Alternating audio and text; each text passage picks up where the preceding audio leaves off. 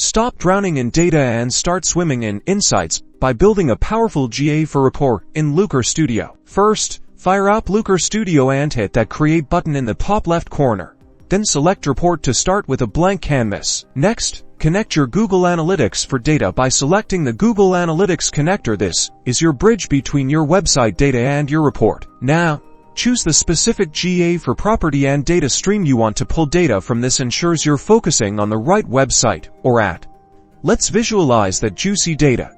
Drag and drop a time series chart onto the canvas to track website traffic over time. Choose sessions as your metric and date as your dimension. Want to know where your traffic is coming from? Add a table and configure it to show source, medium as the dimension and sessions as the metric. For a quick overview of device usage, create a donut chart. Set device category as the dimension and sessions as the metric for clear segmentation. Now, let's make this report interactive.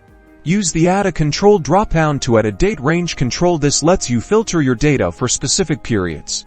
You can also add filter controls for things like country to drill down and analyze performance in specific regions. And there you have it, a dynamic and insightful GA4 report built in Looker Studio, ready to help you understand your website performance and make data-driven decisions. Experiment, customize, and unlock the power of your data.